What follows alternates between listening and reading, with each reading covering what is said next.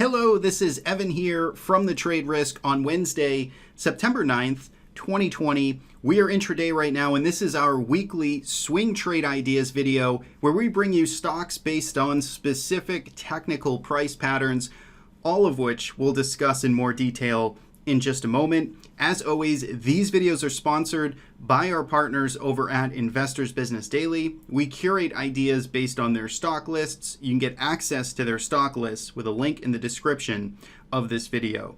Now, before we jump into the specific scans, I want to talk just a little bit about some of the recent market developments, the movement that we're seeing right now. The VIX is high. The market's been, moving at a pretty strong clip over the past few days, so it is worth sort of keeping up to date with what's going on. A couple of the themes we've been talking about in our last videos in the short term to sort of navigate this market.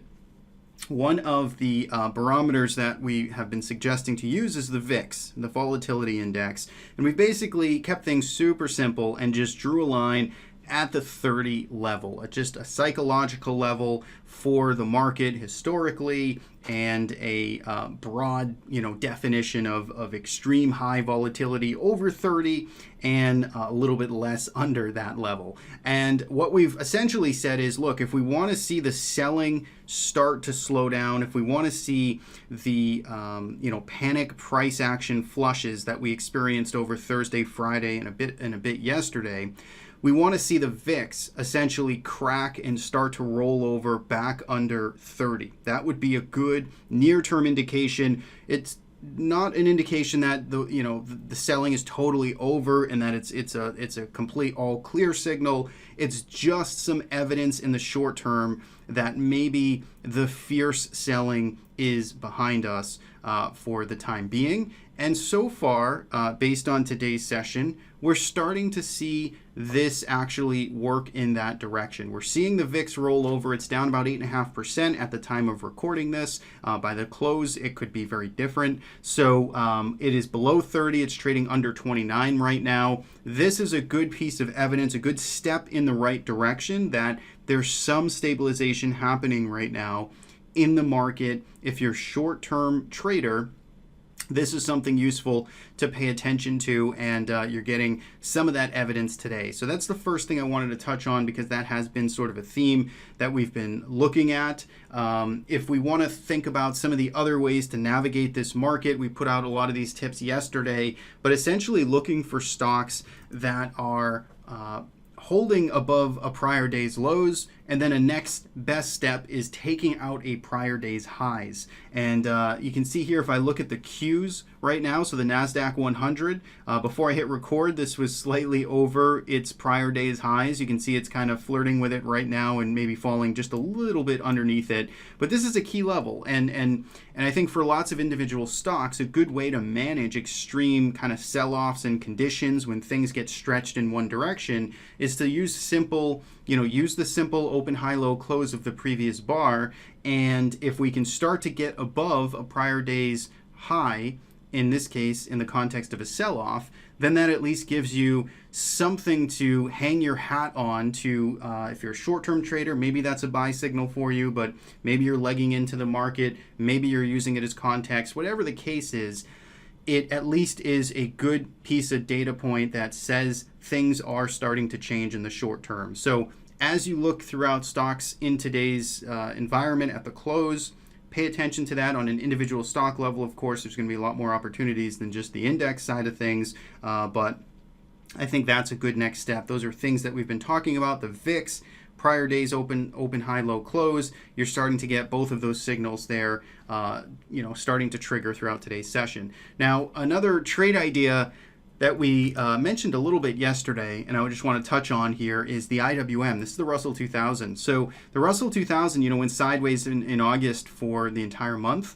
It was the relative underperformer, but over the past several days, it did break down underneath this support area, this 153 to 152 zone, and it did close below there. But notice today, it's actually right back towards yesterday's highs, and it's bumping its head against this prior support level. So for me, when I look at the Russell 2000 here, I think this actually looks kind of interesting if it can get a close and if it can start to reclaim over this zone in here. So let's call it 153. A close over 153 in the Russell 2000 starts to look pretty interesting for a move back into this range. And then, you know, eventually maybe that breakout and rotation trade, which I think lots of people have been waiting on. Let's call it essentially everything minus tech. That's what this trade would sort of resemble here. If the Russell 2000 can start to break over this range and come back in here, maybe this gets some rotational love here into the month of September. So keep that on watch, something that is interesting. Hasn't happened yet, hasn't triggered yet, but I think it's a reasonable trade to pay attention to. Now, if we get into our traditional scans here, so our scans are built, we've got a variety of scans, they're all on our website. There's a lot more detailed video walkthroughs about what these scans do, but they're basically a variety of different price action patterns in the market, and we're going to walk through a few of them today. Our first is just the straight 52-week highs on volume, very classic scan, and this one here is actually very interesting. COOP, so Mr. Cooper. Take a look at this stock. This looks nothing like what the market looks like, right? The market in quotations looks like right now. There was no severe pullback or technical damage over the past several days. This was a stock that stayed basically firm just underneath its all-time highs. And then look at the breakout volume yesterday. Look at the continuation here today. This is a stock that is definitely getting some some attention right now, and has some good strong momentum behind its back. So COOP is certainly interesting. I had another one again right before I hit record, so it might be losing, but OTRK, this one here is still pretty much holding up. Looks like it may have fallen below the prior high here, but this is again a new 52-week highs on increased volume right now. You can see it's clearly just working itself up. Strong momentum name, hasn't really budged or didn't budge over the past several days. You had essentially a nice little kind of 4-day down pattern here, and then launching to the upside today. So OTRK, COOP, I think those are very interesting breakout momentum candidates in this type of market environment. If we switch over to our pullback strength scan, so you can think of this like a bull flag sort of setup. It's our most popular scan, both intraday day trading basis or longer term swing trading basis.